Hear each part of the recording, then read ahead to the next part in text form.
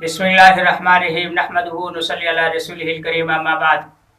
सातिब गालिब की तरफ से वीडियोस का सिलसिला जारी है। ये भी उसी सिलसिले की एक कड़ी है। आज का हमारा मौजू है कदीम तिब्बी कुतुब का मुताला क्यों ज़रूरी है, इस ज़ौक़ का नफ़ा और नुकसान क्या है। देखिए, कदीम किताबें पढ़ने से आदमी की मालूमात में इतना इजाफा होता है, कौन सा मरज़ किस ज़माने में मुतारिफ हुआ, इंसानियत की ज़िंदगी में कौन सा मरज़ किस वक़्त में, किस सदी में, किस सन में वो आया और अतिबा किराम ने उसके बारे में क्या क्या काविशें की। दूसरा ये कि आज से सदियों पहले कौन सी जड़ी बूटियाँ इस्तेमाल होती थी, कौन सी ग़िज़ाएँ, कौन सी खुराकें इस्तेमाल होती थी, इनकी मालूमात होती है। फिर वो लोग नुस्खा जात को किस अंदाज में तरतीब देते थे, कराबादीनी नुस्खा जात कैसे थे, कौन कौन से अज्जा थे, कौन कौन सी जड़ी बूटियाँ उस वक़्त दस्तयाब थी। फिर उन लोगों का मिजाज क्या था, वो लोग अपनी ज़रूरियात को किस अंदाज में पूरा करते थे, उनकी ग़िज़ाएँ क्या थी, उनके लिबास कैसे थे, उनके मामूलात कैसे थे, किस निज़ाम ज़िंदगी से मानूस थे, ये सारी चीज़ें उसमें पूरी होती हैं। बहुत सारे लोगों को इस चीज़ की तलब होती है, बल्कि यूँ कह लें ठरक होती है कि वो कदीम किताबों को पढ़ें, अमलियात की किताबें हों, कीमियावी किताबें हों या तिब की किताबें हों, वो उन्हें सीने से लगाए करते हैं। फिर जब वो किसी नुस्खे को देख लेते हैं, फिर उसको लिखकर पंसारियों के पास, लोगों के पास धक्के खाते मिलते हैं कि वो चीज़ें नहीं मिलती। वो कहते हैं नुस्खा तो बहुत कामयाब था, लेकिन उसका एक जुज़ नहीं मिला, एक दवा नहीं मिली, इस वजह से मैं उसे बना नहीं सका। असल बात यह है कि नुस्खे काम देते हैं मौसम के लिहाज से, ग़िज़ा के लिहाज से, इंसानी मिजाज के लिहाज से।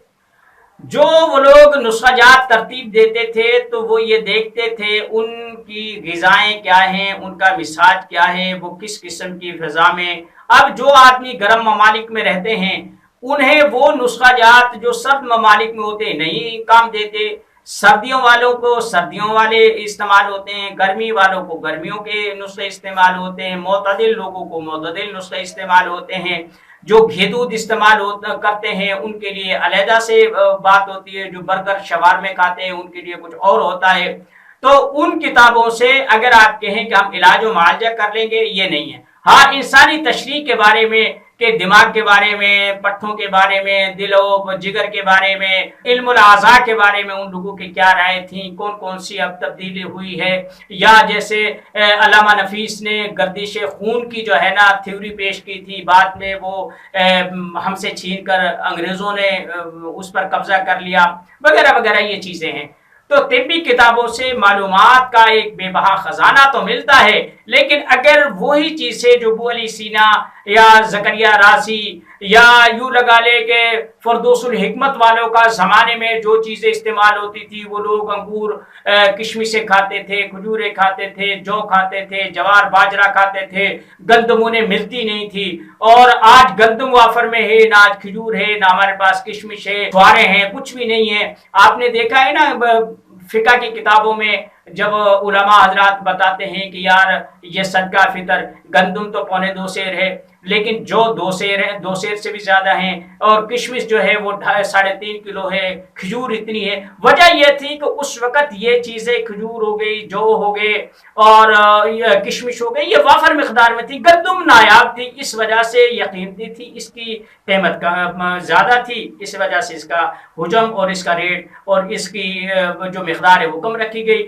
आजकल जो किशमिश है उसकी कीमत आसमान से बातें कर रही हैं। अब हम कहते हैं कि जनाब ये है, खजूर है, वगैरह वगैरह। तो इस वजह से पुरानी किताबों से अगर तिब के बारे में, पुराने लोगों के तजर्बात के बारे में काम लेना है तो फबीहा, अगर उनके नुस्खों को आज अप्लाई करना है तो शाज़ व नादर ही वो अप्लाई होते हैं। बेहतर है कि मालूमात के लिए, अपने इल्म में इजाफे के लिए और तिब से लगाव के लिए इन किताबों का ज़रूर मुताला करें और मखसूस पॉइंट्स को अपने तजर्बात में शामिल करें। लेकिन जो नुस्खा जात और ग़िज़ाएँ खुराकें हैं وہ استعمال کریں جو آج رائج ہیں، آج کے اطباء نے نسخہ جات ترتیب دیے ہیں، جن اجزاء کو یہ استعمال کرتے ہیں یا جو ہماری طبیعت کے مطابق ہمیں آسانی سے دستیاب ہوتے ہیں ان کے مطابق علاج کریں۔